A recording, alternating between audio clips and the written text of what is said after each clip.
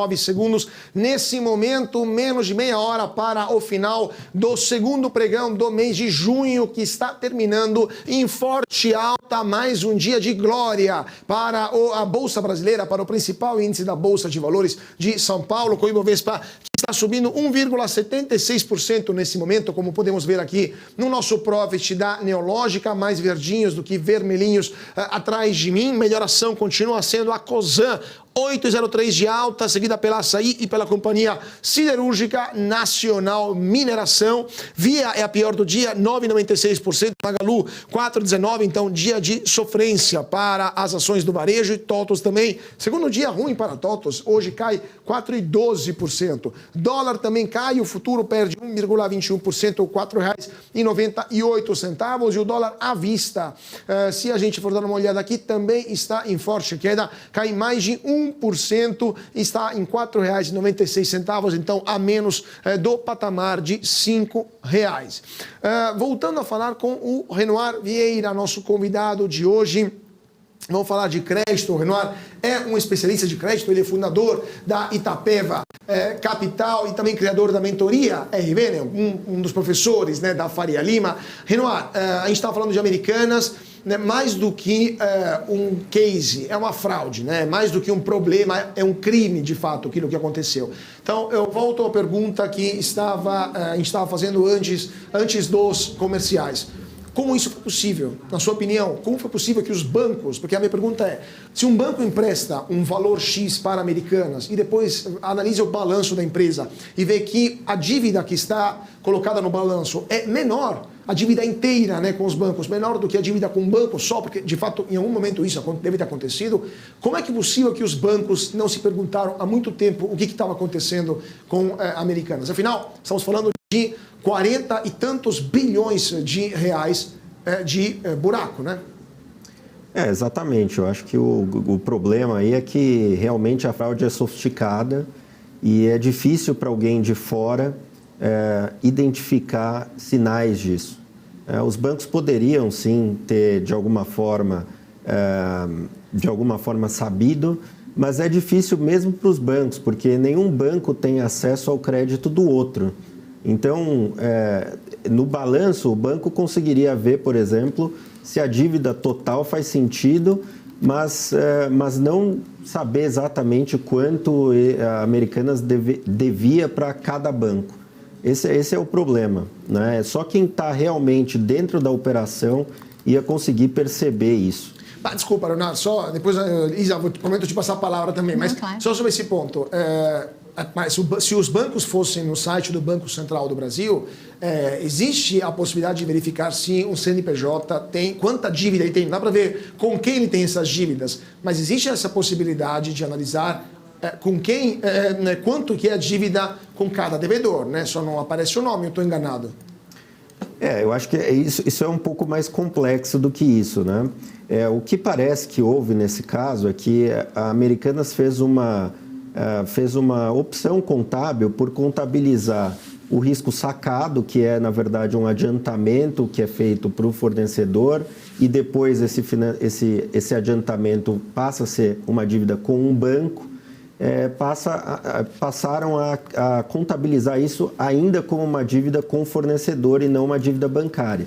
Isso está errado, já havia, há muito tempo já havia outras diretrizes contábeis, mas isso continuou sendo feito e eu acho que os bancos não tinham acesso suficiente para ver que isso estava acontecendo. Eu acho que realmente teria que ter feito aí uma pesquisa quase que investigativa para chegar nisso. Entendi, perfeito. Isa, a sua pergunta. Renoir, você que acompanha mercados de crédito, eu queria saber, na sua opinião, está seguro nesse momento? Essa é uma excelente pergunta. O que está acontecendo é que o mercado de crédito mesmo, com debêntures e com muitas emissões, ele é um mercado relativamente novo, porque apesar de ele existir há muito tempo, antes o BNDES tinha um papel muito forte na economia e no mercado de crédito. Isso impedia que o setor privado desse crédito para empresas, para a maior parte das empresas. E a partir de 2015, quando o Temer assumiu, o BNDES encolheu e deu espaço para o setor privado entrar nesse mercado.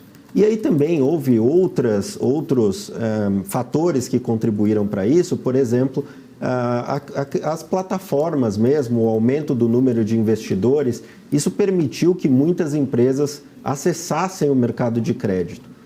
Várias dessas empresas e várias dessas emissões eram meritórias e faziam sentido, mas outras não, outras foram fruto de um excesso. O mercado passou aí um período de expansão muito grande, valorização na bolsa, as plataformas crescendo, mais investidores entrando, muitos assessores de investimento também passaram a fazer parte do mercado integralmente, e isso deu espaço para exageros. Você veja, por exemplo, o caso da Light, né? Uma empresa que é muito concentrada, sua receita muito concentrada no Rio de Janeiro, principalmente na cidade do Rio de Janeiro, saiu nesse período aí, em um período relativamente curto de tempo, de 2 bilhões de dívida para 11. E o mercado financiou isso, não só o mercado de crédito, mas também o mercado acionário, financiou essa expansão de alavancagem da empresa com base em hipóteses que se provaram completamente equivocadas e muito otimistas. Com isso, agora, a empresa vai precisar fazer uma reestruturação. E o que é curioso é que os tomadores desse crédito, os fundos de renda fixa, as pessoas físicas e tal, mas principalmente os fundos, estão agora meio que colocando a culpa só na empresa, como se a empresa não quisesse pagar. Na verdade, o mercado também tem responsabilidades. Os fundos fizeram uma análise ruim e agora vão ter que participar da solução. Assim como os bancos que fizeram uma análise ruim têm que participar da solução no caso de Americanas. Pois é, mas de fato eu te pergunto isso, porque foi incapacidade, foi pouca competência dos analistas de bancos e de fundos, foi má fé também, foi ganância, porque não é possível. Quando a gente vê, por exemplo, hoje temos uma Selic a 13,75%. Uma dívida não é emitida na Selic, né? É emitida a Selic mais o spread. Então, tem dívida que tem até 10 pontos a mais de juros. Então, tem dívida que chega a 25%, até 30% por ano, né? Não existe uma taxa interna de retorno, me fala se eu estou enganado, você obviamente tem muita mais experiência do que eu no mercado. Não existe uma taxa interna de retorno tão elevada que justifique uma dívida assim, que permita o pagamento dessa dívida. Então, como é possível que qualquer analista, né, de primeiro pelo, como se fala, de primeira viagem, indique a compra de uma dívida desse jeito, que de fato é impagável até no primeiro olhar, né? Ou estou enganado? Falta alguma coisa nesse raciocínio? Não, eu concordo com você. É que a dívida não foi emitida com CDI nesses patamares. As dívidas de muitas empresas foram emitidas com juros muito menores, quando o CDI estava 6%, depois foi para 4%, foi para 2%, ficou um período considerável a 2%, e isso estimula excessos, né? Os agentes de mercado, buscando um retorno adicional, decidem tomar certos riscos. Não tem nenhum problema com tomar risco, acho que é parte do trabalho de qualquer gestor e de qualquer investidor. Tomar risco é o nosso trabalho, é o trabalho fundamental que nós fazemos no dia a dia. Ocorre que certas vezes você vai errar na análise e tudo bem. E quando você errar, infelizmente, você vai ter que aceitar prejuízos. Você veja de novo, eu quero retomar o caso de Light. Light é um caso que chama atenção porque a empresa vai ter que fazer a renovação da sua concessão. Caso essa renovação não seja feita, a dívida e o equity valem zero, as ações valem zero e as dívidas vão valer zero, porque não vai haver fluxo de caixa para pagar as obrigações que a empresa tem com o mercado.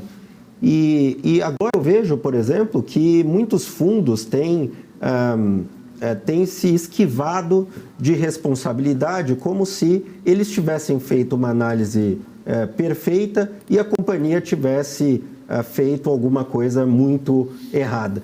E, na verdade, no caso de Light, diferente do caso de Americanas, não me parece que tenha tido nenhuma fraude, nada diferente do normal. O que aconteceu é que a empresa fez hipóteses muito otimistas, o mercado comprou isso, e agora, se os debenturistas, por exemplo, não entrarem como parte da solução, eles vão acabar com crédito que vai valer zero, ao invés de ter um haircut de 30% ou 35%, que resolveria o balanço da empresa.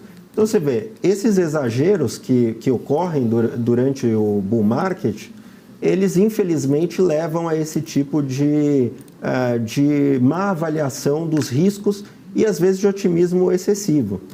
Pois é, só falta agora esses fundos, esses bancos pedirem ajuda pública, né? E aí teremos o bom e velho lucros privatizados e prejuízos socializados, né? Daqui a pouco. Mas isso a gente não vai acontecer, claro, né? Sobre isso, eu acho que, inclusive, alguns dos debenturistas de Light, por exemplo, têm a visão equivocada de que vai aparecer um agente público, seja o BNDES, ou o governo do Rio, ou algum governo, e vão socorrer a empresa. Podem até socorrer a empresa, mas os debenturistas vão receber zero nessa hipótese. Eu sou a favor de soluções de mercado. O mercado tem que se resolver sozinho como gente grande. Se você toma um risco ruim, se o investidor, por exemplo, de ações toma um risco ruim, perde dinheiro. Quando um gestor de crédito toma um risco ruim, perde dinheiro também. E vão ter que participar da solução ou vão levar a companhia para uma situação que não vai haver a renovação da concessão e isso vai significar que o crédito, no fim, vai valer zero. Pois é. Exatamente isso que eu queria perguntar sobre esse caso Light, né, que dizem uma luz no caso Light. O que está acontecendo, né, você já explicou o que está acontecendo, mas quais os riscos para o país, né? Você falou que eles esperam essa ajuda, mas quais os riscos de todo esse caso para o país? Então, você veja, eu acho que esse é um problema estrutural. Quando você olha a concessão da Light, o grande problema é que a empresa perde mais de R$1 bilhão por ano com litigância, com roubo de energia, com recorrência do roubo de energia e com não pagamento de energia. E nenhuma empresa no Brasil tem condições de perder R$1 bilhão por ano com esse tipo de coisa. Nenhuma concessionária para de pé se tiver esse tipo de perda no sistema. O risco é o risco para a cidade do Rio, por exemplo, que não vai ter um concessionário. E não adianta falar, não, vamos tirar a Light e relicitar. Quem que vai querer essa concessão? Se ela nunca deu dinheiro para a Light, por que ela vai dar dinheiro para mim ou para você? Não vai dar também. Então, é um problema estrutural que precisa ser reavaliado. E eu acho que a grande preocupação é que casos como esse voltem a ocorrer e impeçam que outros investidores, outras companhias queiram ter concessões no Brasil.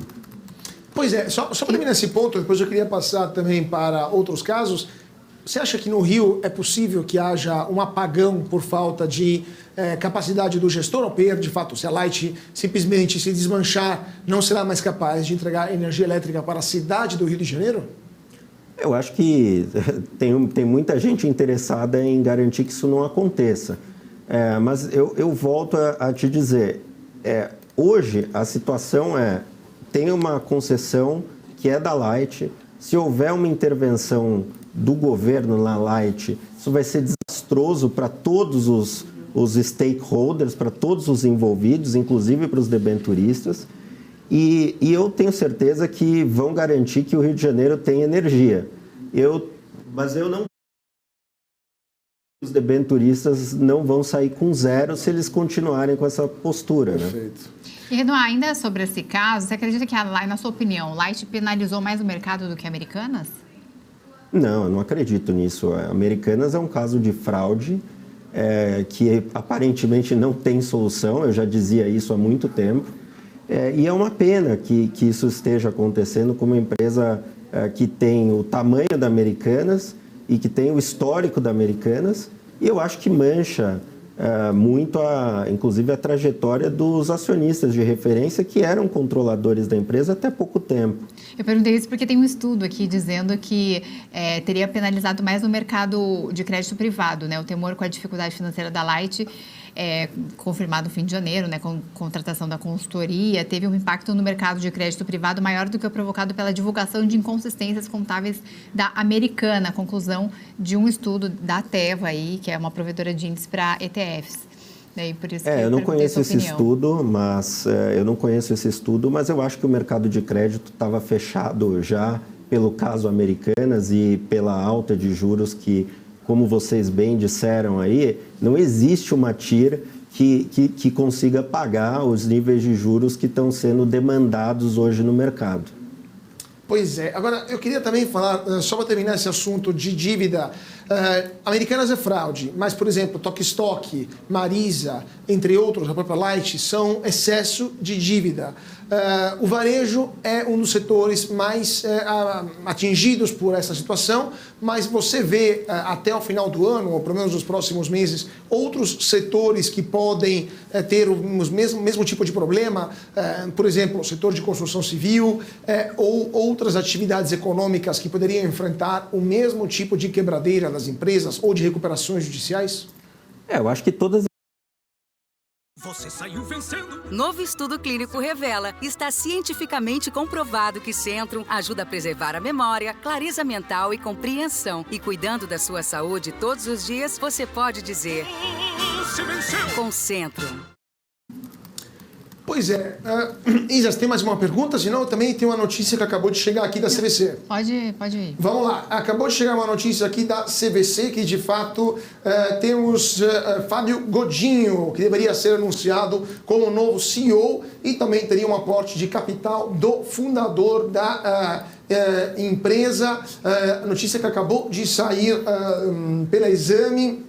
Leonel Andrade, então, já teria uns substitutos. A notícia aqui foi divulgada ouvindo fontes, né? Não tem confirmação oficial da CVC, mas aparentemente o fundador da empresa, o Guilherme Paulos, deveria também integrar o capital com aporte superior a 125 milhões de reais, um aumento de capital proposto pela companhia na negociação com credores, e isso também levaria à entrada de Fábio Godinho, criador da PropTech MyDoor e ex-vice-presidente, antigo vice-presidente de produtos e marketing da própria CVC, se tornaria o mais novo CEO.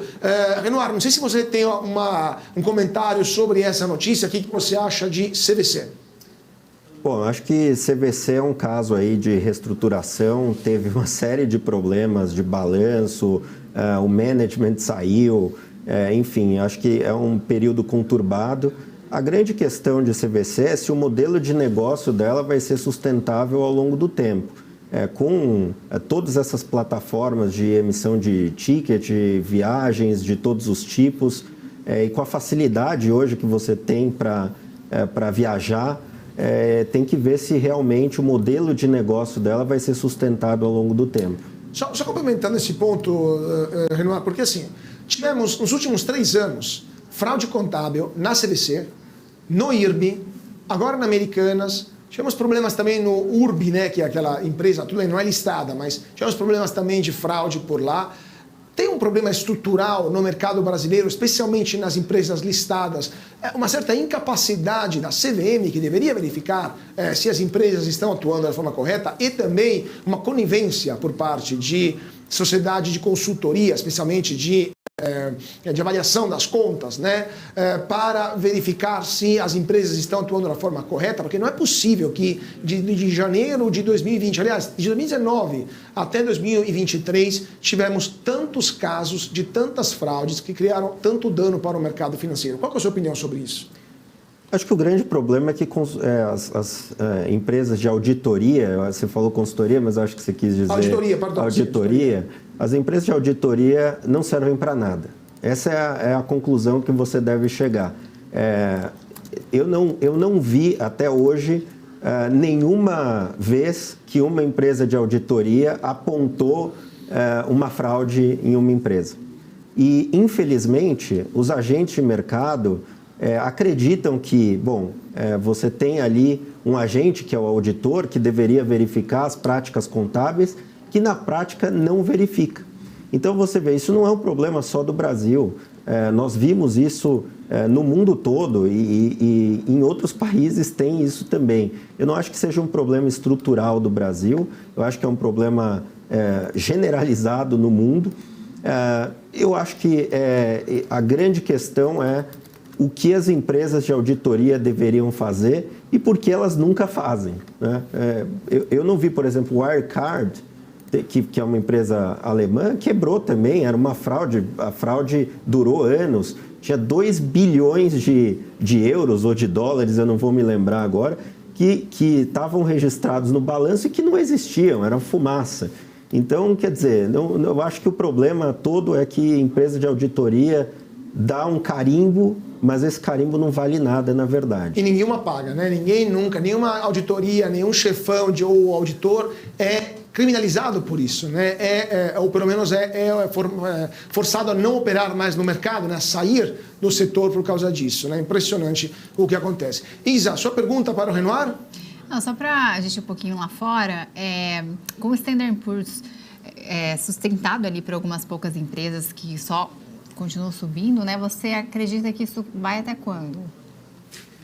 Bom, eu acho que, na verdade, não é que só as empresas só sobem. Se você olhar, muitas empresas, inclusive importantes, como Amazon, por exemplo, caíram bastante em relação às máximas. E agora nós estamos vendo uma certa retomada desse movimento de alta, que, aliás, na minha opinião, faz sentido. Faz sentido porque o mercado ele antecipa o que vai acontecer na política monetária, na economia, e o mercado antecipou que a economia eventualmente ia piorar, que os juros eventualmente iam subir, e várias ações caíram. Agora nós estamos vendo o oposto disso, e faz sentido, porque agora parece que em algum momento no futuro relativamente próximo, as taxas de juros vão começar a cair no mundo. Isso é muito favorável para as empresas de crescimento, de tecnologia, de consumo cíclico, para financials.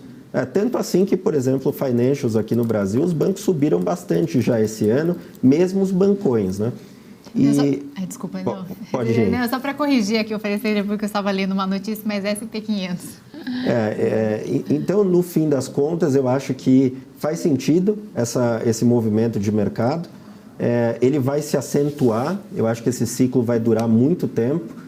E tem um fator que, na minha opinião, é determinante, que vai ser o aumento de produtividade da economia global com esses novos modelos de inteligência artificial que foram criados aí, estão começando a chegar ao mercado agora.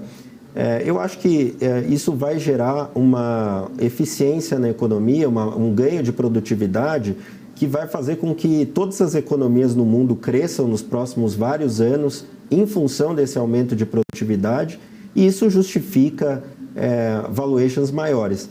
Eu tenho escutado muito as pessoas falarem, né, dessa bolha de inteligência artificial que estaria se formando e tal. Na verdade, o que eu vejo é que o mercado está pagando para participar dessa história, né? Então, se você olhar a NVIDIA, ela está com múltiplos muito altos.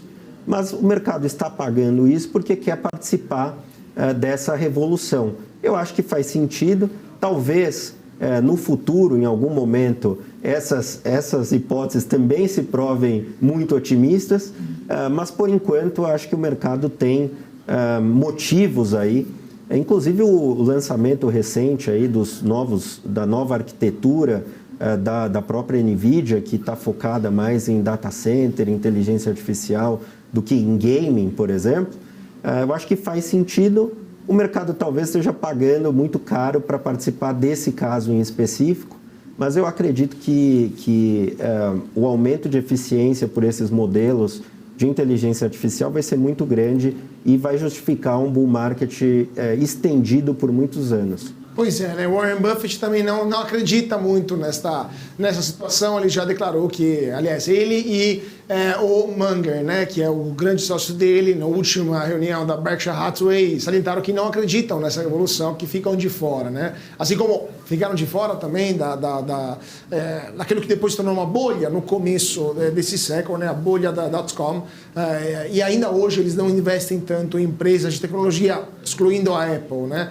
Mas, Renoir, sempre me ligando a essa pergunta da Isa, lá fora, dos temores, né, de muitos analistas internacionais era que esta alta de juros que a gente viu no mercado americano, especialmente, passou de 0 para 5,25% ao ano, basicamente, levasse a uma possível crise bancária, né, como a gente viu acontecer, por exemplo, na SVB, né, na Silicon Valley Bank, na First Signature, e em outros bancos regionais. Parece que a coisa agora se estabilizou. Mas o que você acha? O crédito lá fora também poderia dar algum solavanco? Ou está tudo muito mais sob controle do que era, por exemplo, em 2008, quando também estourou uma crise por causa de uma alta, não tão rápida, mas expressiva dos juros?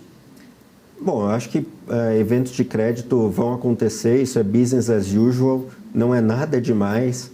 Inclusive, essa é uma das minhas críticas ao mercado brasileiro, que eventos de crédito, de reestruturação, são vistos como algo extraordinário, quando na verdade isso é normal, faz parte do mercado. Eu não acho que nós vamos ver algo nem perto do que aconteceu em 2008, 2009. Acho que o mercado está... Muitas travas foram colocadas para isso. Ainda assim, alguns bancos tiveram problema. E eu acho que o regulador e os governos e também os bancos centrais estão muito atentos a isso. Motivo pelo qual, aliás, eu acredito que nós vamos ver queda na taxa de juros em algum momento nos próximos trimestres, porque, de fato, esses eventos de crédito estão mostrando para o Fed e para os outros bancos centrais que o mundo não aguenta taxas de juros tão altas quanto nós estamos vendo agora. Perfeito, perfeito. Vamos ver então o que vai acontecer. Isa, temos alguma notícia de última hora ou já podemos dar uma olhada como é que está o mercado lá fora e aqui no Brasil? Temos aqui em relação ao OPEP+, a gente estava falando do fechamento do petróleo, né? Agora o ministro do Iraque disse que a OPEP+, não vai hesitar em tomar decisão para preservar a estabilidade do mercado. E a OPEP+ vai ter reunião neste domingo em Viena para decidir, então, sobre os cortes de produção de petróleo previstos para entrar em vigor ou se toma outras medidas preventivas para aumentar os preços, segundo as informações. Então, só reforçando então, o preço do petróleo, que foi fechado agora há pouco, que teve o seu fechamento agora há pouco, como a gente trouxe, com o petróleo Brent alta de 2,49% aos $76,13. Pois é, né? Petróleo são 2 dias que não para de subir e Petrobras também está acompanhando esta alta do petróleo. Então temos hoje um dia bastante intenso nas bolsas de valores aqui no Brasil e lá fora também. Mas antes de dar mais espaço para a propaganda, mais um comercial, queria agradecer muitíssimo o Renoir Vieira por ter estado conosco nesta sexta-feira aqui no Closing da BMC. Muito obrigado, Renoir. Sempre um prazer tê-lo conosco. É um prazer, muito obrigado pelo convite. E muito obrigado também a você que está seguindo a gente aqui na BMC. Nosso closing faz um pequeno intervalo, mas voltamos já já. Não saia daí porque tem mais mercado.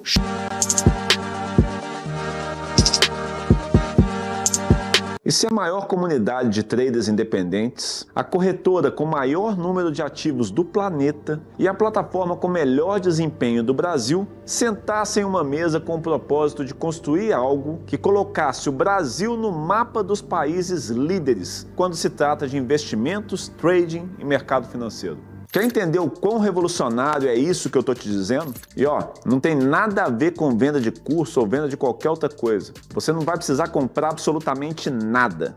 Repito, não tem nenhuma venda no final. Se você quer saber o que está por vir e quer fazer parte disso, inscreva-se para ouvir o pronunciamento dos titãs do mercado, na data que está aparecendo aqui na tela, às 20 horas. O Brasil vai ficar pequeno demais para o que está prestes a acontecer. Já era hora disso acontecer. Te espero lá.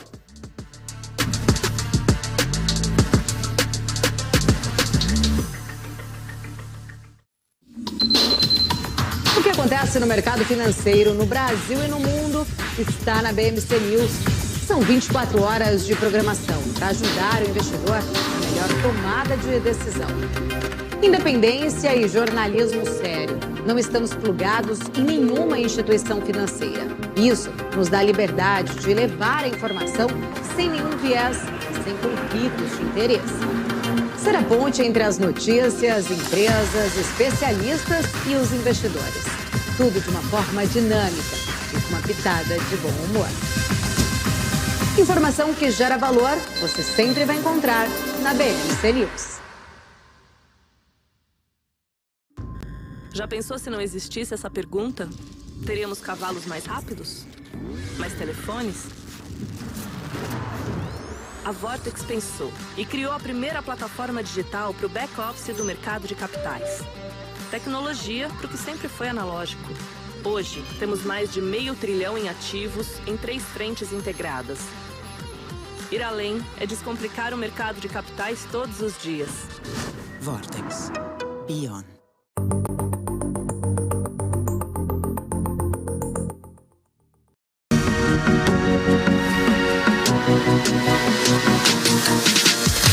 BMC News. Informação que gera valor. E de volta para o nosso closing aqui na BMC. Muito boa tarde para você que está se sintonizando agora às 5 horas e 6 minutos e 14 segundos nesse momento. E a sexta-feira, dia 2 de junho de 2023, primeira sexta-feira do mês e último pregão da semana, segundo pregão do mês, termina com uma forte alta do Ibovespa, 1,83% aqui no nosso Profit da Nelogica, 1,83% para o principal índice da Bolsa de Valores de São Paulo. Dia de glória para o Ibovespa, como vocês estão vendo atrás de mim, mais verdinhos do que vermelhinhos. Na B3 temos a Cosan, que foi a melhor do dia, alta de 7,90%.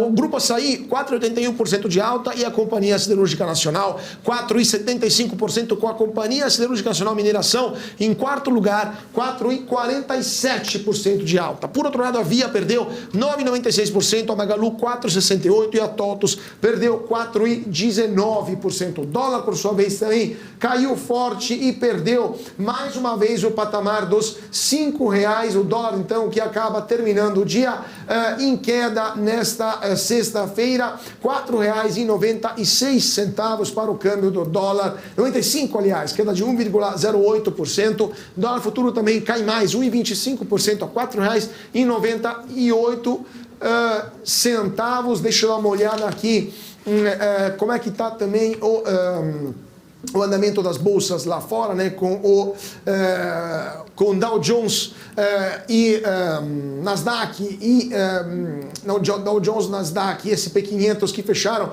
em forte alta também, 1,07%, 1,41% o S&P 500 e o Nasdaq 2,12%.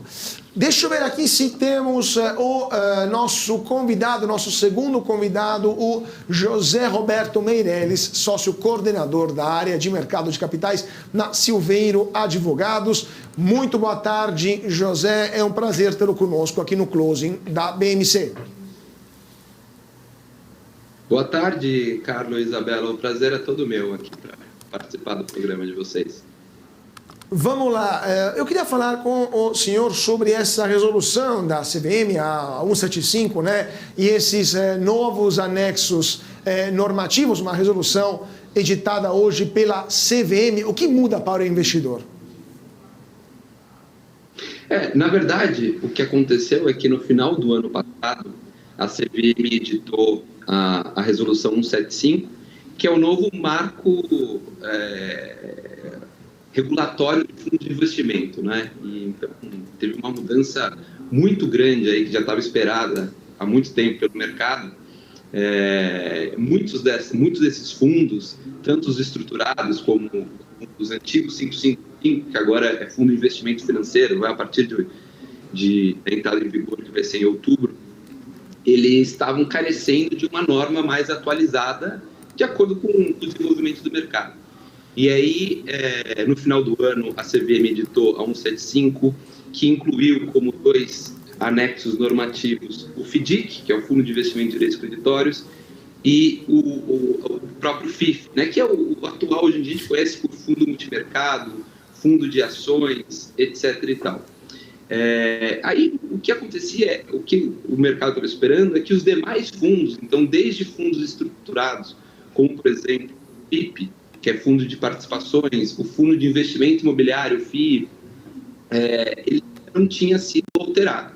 E agora, há 2 dias atrás, no dia 31 de maio, a CVM acabou editando a 184, que incluiu 9 anexos a 175. Então, a gente já tem o arcabouço geral, que é o texto da 175, e todos os anexos desses fundos, especificamente, tanto os fundos estruturados como os não estruturados. Agora só ficou de fora um que o mercado aí estava muito esperançoso que fosse sair, que é o FIAGRO, né? Então, a gente já tem alguns fundos, alguns não, muitos fundos FIAGROS registrados, mas eles estão ainda numa regulamentação que... E foi o único fundo que ainda não saiu, esse anexo normativo, que vai ser o anexo 6, deve sair nos próximos meses. Mas, doutor, no final das contas, só para, de novo, fazendo de novo a pergunta, o que muda praticamente para o investidor pessoa física? Algo, tem alguma mudança na possibilidade dele investir? Ou alguma vantagem? Ou simplesmente é uma questão técnica dos fundos, questões internas e não tem nenhum tipo de alteração para a pessoa física que quer investir em FDIC ou FIAGRO ou em outros fundos de investimento? O que acontecia até então é que a pessoa física, ela, por exemplo, não poderia investir em FDIC, tá? A nova norma 175, ela possibilitou que a pessoa física, eu digo, o investidor comum, não o investidor qualificado nem o profissional. O investidor qualificado é aquele que tem 1 milhão, investido e profissional acima de 10 milhões. A norma 175, ela já permitiu que o investidor, pessoa física com menos de 1 milhão, pudesse investir em FDIC. Com relação ao 4 que saiu agora, as alterações não são tão drásticas assim nesse sentido. Então, foi mais uma questão de padronização do arcabouço. Então, todo mundo segue agora uma norma específica com determinadas especificidades em cada um desses anexos, mas não houve uma alteração drástica nesses fundos que foram agora padronizados com a 184 há 2 dias atrás. Perfeito. Isa, sua pergunta para o doutor? José, e na sua opinião, quais os pontos negativos e os pontos positivos dessa mudança?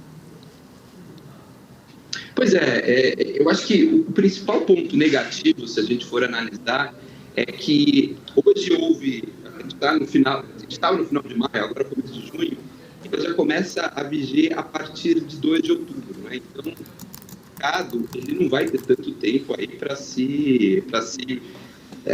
entender essa norma e para colocar aí no papel esses novos fundos. Então, muito embora o que vai acontecer é que o estoque de fundos ele só vai precisar ser adequado lá em 2024, caso a gente vai estruturar fundos novos, a partir de 2 de outubro, a gente já precisa com base nessa nova regulamentação.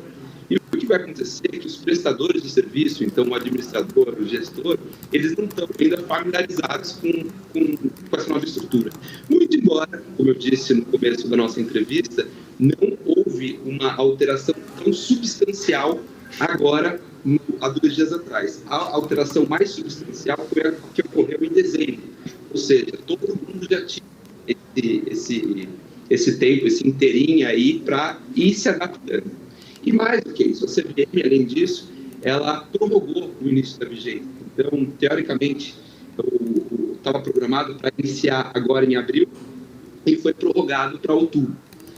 Então, a gente teve esse tempo maior. Agora, um outro aspecto negativo foi a ausência do FIAGRO, que o mercado estava esperando muito, porque aí é uma questão um pouco mais técnica, mas o FIAGRO ele vai ser um instrumento que você vai conseguir investir tanto no que um FIP investe, no que um fundo imobiliário investe e no que um FDIC investe, desde que, obviamente, destinado a produtos do agronegócio. Mas vai ser algo muito grande, que o mercado já está muito esperançoso nisso, ainda mais considerando aí no nosso PIB, 25%, 26% é destinado ao agro. Agora, do lado positivo, eu acho que eu enxergo uma padronização enorme das normas relacionadas a fundo. O que a gente tinha antigamente? A gente tinha a instrução 555, que era que regulava fundo multimercado, fundo de ações, e aí tinha normas esparsas. Então, tinha inúmeras normas para falar de FDIC, para falar de FIP, para falar de fundo de investimento imobiliário. O que a CVM tentou fazer agora é fazer um texto geral, que é aplicado a todos os fundos, e aí essas especificidades em cada um desses anexos normativos. O que vai ser maravilhoso, porque você, ao invés de ter que pegar 10, 15 normas agora, você já tem uma mesma, muito mais padronizada. Perfeito, perfeito. Então, eu acho Opa, pode falar, doutor, pode concluir. Um outro ponto, eu acho que muito importante, é que a CVM acabou criando uma possibilidade de, dentro de um mesmo fundo, você criar classes distintas com objetivos distintos em cada uma dessas classes. Ou seja, é uma espécie de colocar vários fundos dentro de uma mesma casca, o que eventualmente vai baratear os custos aí para os investidores, né? Então, no final das contas, talvez por baratear a taxa, etc., custos fixos de prestadores de serviço, acabe por aumentar o rendimento desses investidores, né? Perfeito, perfeito. É um momento então que vai acontecer e com certeza vamos voltar a falar com o nosso convidado. Muito obrigado ao Dr. José Roberto Meirelles, da Silveiro Advogado, responsável do mercado de capitais da Silveiro Advogados, por ter participado hoje aqui conosco no closing da BMC. Eu que agradeço. Uma boa tarde. Muito boa tarde, doutor. 5h16 nesse momento. O aftermarket está todo vapor rolando e temos também notícias que continuam chegando de Brasília. Aliás, nesse caso do Rio de Janeiro, porque o BNDES está no Rio de Janeiro e o presidente do BNDES, o Aloysio Mercadante, confirmou hoje que a instituição de fomento participará de estudos sobre a viabilidade econômica da exploração de petróleo e gás na chamada margem equatorial, que é aquela área, gente, que vai do litoral do Amapá até a costa do Rio Grande do Norte, que inclui também a foz do rio Amazonas. O presidente do Banco Público evitou se posicionar a favor ou contra a exploração dos recursos, mas defendeu a realização de estudos e uma avaliação rigorosa por parte do IBAMA, algo que está sendo discutido, né, lá em Brasília, entre a Petrobras e a entidade de proteção ambiental brasileira. Mercadante ressaltou que, nesse contexto de transição para uma economia de baixo carbono, o petróleo ainda fará parte da matriz energética, pelo menos nas próximas décadas, segundo aquilo que ele mesmo declarou. E técnicos, então, do BNDES estão estudando o caso da Guiana, que está na mesma região da Amazônia, e já existe na Guiana uma grande produção de petróleo. Inclusive, a Guiana é o país da América do Sul que mais cresce, né? Cresceu a um ritmo superior a 45% do PIB, algo muito elevado, né? Então, vale a pena, segundo o BNDES, trabalhar em projetos de desenvolvimento, também sustentável, mas desenvolvimento da região, que poderão ser executados com dinheiro arrecadado com a exploração do petróleo amazônico. E voltando um pouco a falar de empresas, né, Isa? Porque temos a Light que está tentando ter mais um fôlego na crise que está enfrentando, né? A gente falou bastante com o nosso convidado, né, sobre a recuperação ali da Light, sobre a crise, né, o caso Light.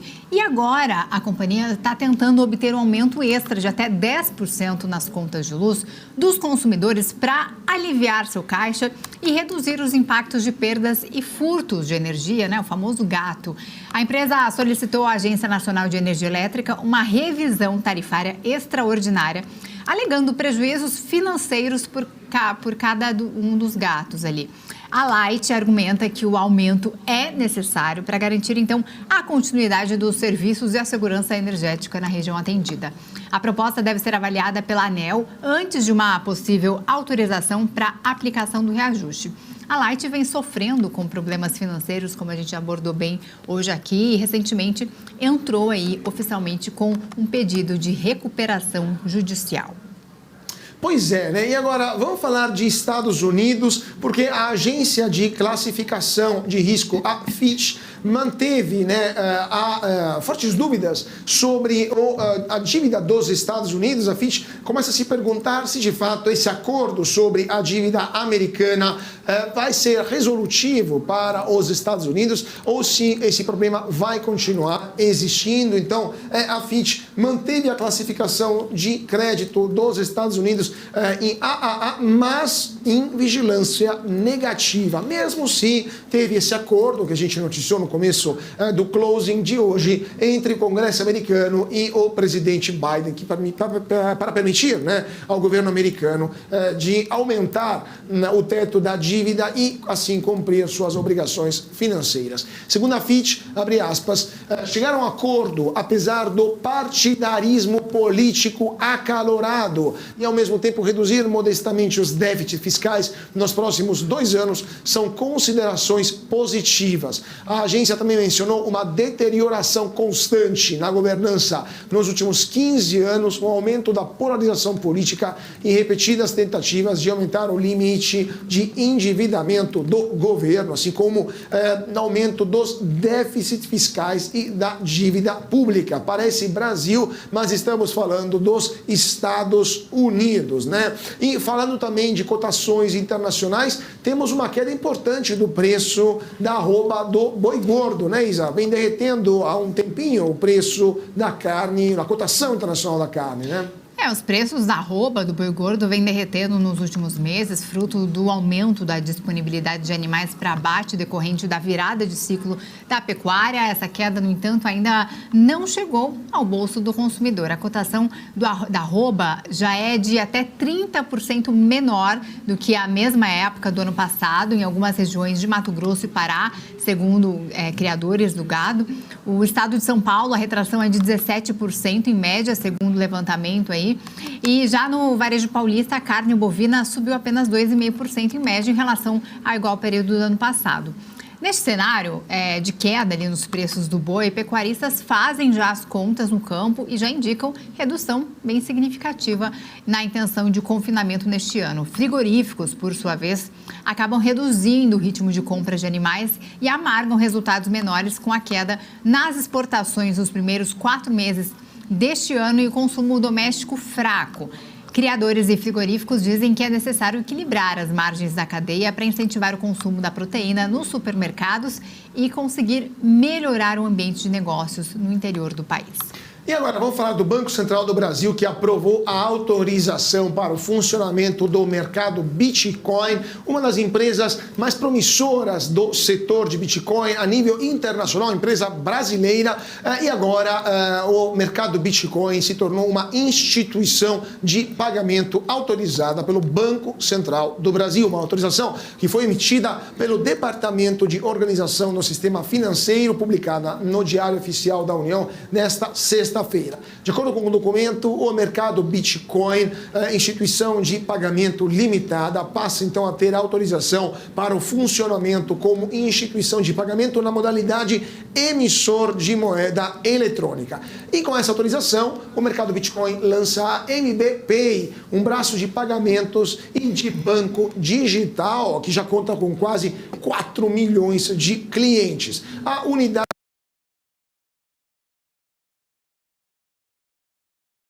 vai prever o lançamento nos próximos meses de um cartão de emissão própria e, segundo o fundador do mercado Bitcoin, existe um capital social de 62,6 milhões da instituição, sendo que os seus controladores, o Gustavo Dornelas, o Tabal Chamati, o Mauricio Dornelas, o Rinaldo Rabelo de Moraes Filho e o Roberto Dagnoni controlam, né, boa parte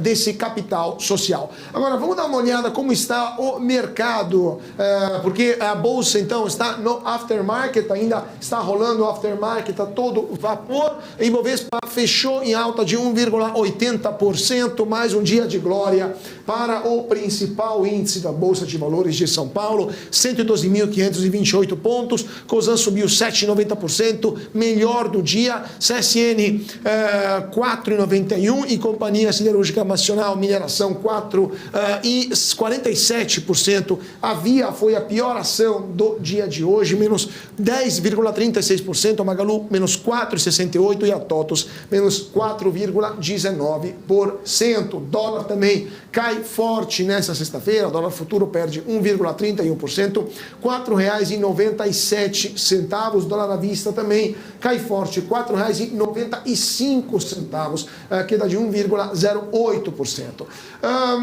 Isa, também temos novidades sobre as brusinhas da Shein, né? Exatamente, né? Uma verdadeira polêmica aí que tem deixado muita gente não muito contente, né?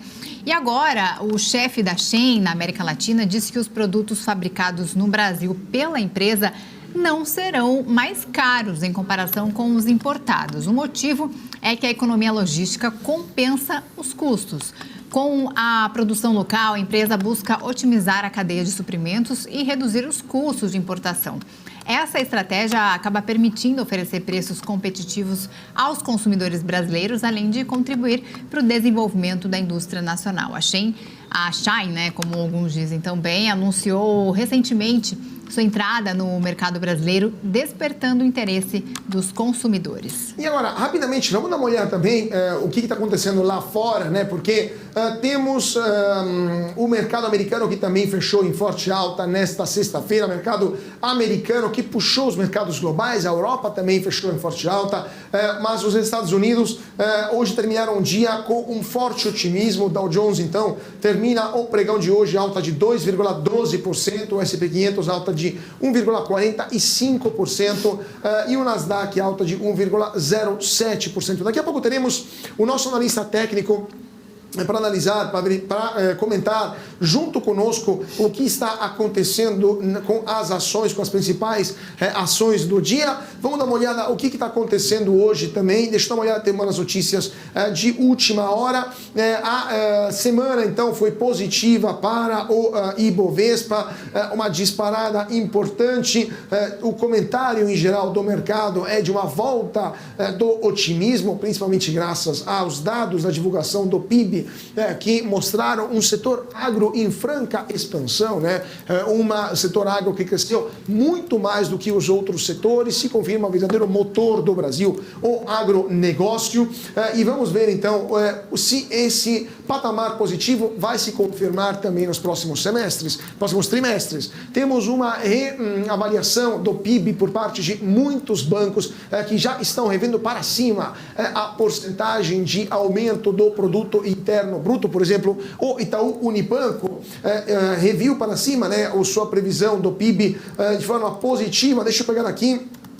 O Itaú Unibanco estava revendo o PIB para quase 2% até o final do ano, mas temos também não estou achando aqui a notícia nesse momento, mas temos também outros bancos que já estão muito mais otimistas do que no começo do ano. Muita gente estava esperando uma expansão do produto interno bruto por volta de 1,3%, agora já está em 1,9%, tem gente já falando de 2% de expansão. Então temos um otimismo maior, mesmo se os juros continuam pelo sexto mês, entramos no sexto mês do ano em um patamar muito elevado, 13,75%, e mesmo com esse patamar tão elevado, os juros conseguimos ter PIB com uma alta expressiva. Aliás, falando de Itaú, só para a gente também deixar registrado que Itaú fez hoje a sua primeira operação de derivativos de créditos em novos moldes do Conselho Monetário Nacional, né? Então, são derivativos de créditos que foram registrados pela B3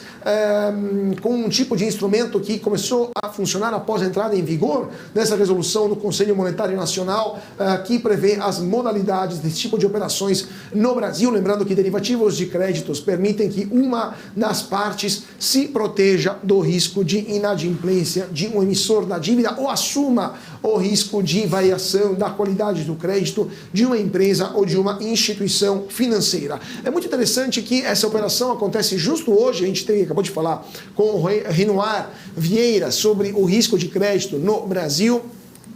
Justo hoje que a gente tem notícias sobre a CVC, sobre a Americanas, sobre a Light, né? Sobre empresas muito endividadas. No caso da Light, da Americanas, de um lado temos uma crise de crédito, de outro uma fraude também ligada ao endividamento, a um crédito de fato não declarado, uma dívida por sinal não declarada de forma correta por parte da Americanas. Então, desse jeito, os bancos brasileiros, né? Os concessores de crédito conseguem se proteger por eventuais inadimplências por parte dos tomadores de crédito, que são as empresas, né? Vamos ver então o que vai acontecer e se essa modalidade vai de fato pegar corpo aqui no Brasil, considerando a situação que a gente está vivenciando. Isa, notícias de última hora também, ou a gente pode falar também dos juros, como fecharam também, mas o que está acontecendo no mercado que a gente pode dar como notícia de última hora? Vamos com notícias do cenário político aqui do Brasil, falas do presidente Lula sobre o acordo da União Europeia com o Mercosul, aquele acordo